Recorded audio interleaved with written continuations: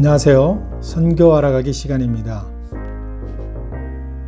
주님께서 우리에게 기도를 가르쳐 주신 이후 우리는 주기도문이라는 것을 항상 암송하고 있습니다. 그런데 주기도문 자체가 선교적이라는 사실을 여러분 알고 계십니까?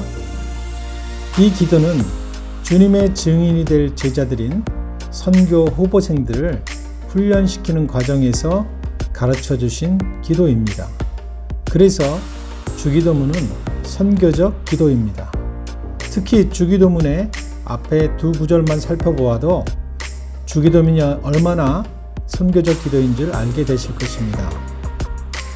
하늘에 계신 우리 아버지여, 이름이 거룩히 여김을 받으시오며, 하나님의 보내심을 받고 이 세상에 선교사로 오신 예수님께서 또 당신의 제자들을 선교사로 보내시면서 가장 먼저 구할 기도의 제목으로 하나님의 이름이 거룩히 여김을 받으시라고 기도하는 것입니다.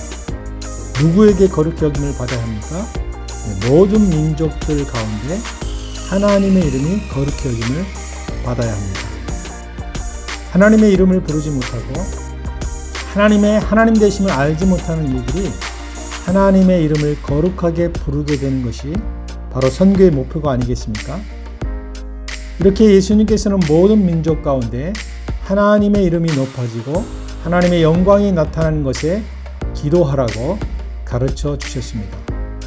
그리고 두 번째 기도할 제목은 무엇이었습니까? 나라의 임하옵시며. 가끔 어떤 분들은 주기도문을 나라의 임하옵시며 이렇게 외우시는 분들이 있습니다. 나라의 임하옵시며 나라에 임하옵시면은 완전히 다른 뜻이 됩니다. 정확히 말하면 하나님의 나라가 임하시옵소서 이렇게 기도하는 거죠. 그래서 저는 의도적으로 나라가 임하옵시며로 이렇게 바꾸어서 암송하기도 합니다. 사탄이 권세를 잡고 있는 세상 나라 가운데 하나님의 나라가 임하게 해달라는 기도입니다. 하나님의 나라는 하나님의 통치, 곧 하나님께서 다스리심을 말합니다. 이 땅의 악한 영향력 아래에 있는 이들을 하나님의 통치 가운데 들어오게 하는 것이 선교 아닙니까?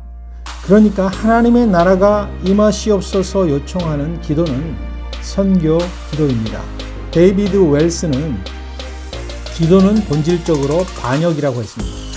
타락한 세상과 현실에 대해서 포기하거나 체념하는 것이 아니고 반항하고 항거하는 것입니다.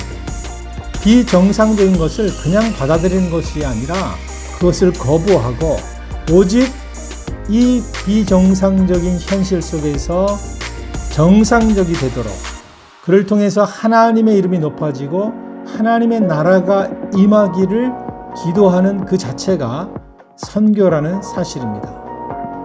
오늘도 기도에 참여하시는 모든 한 분 한 분들이 선교에 참여하고 있다는 그런 복된 삶을 살아가고 있다는 믿음을 가지시고 오늘 하루도 복된 한날이 되시기를 주님의 이름으로 축원합니다.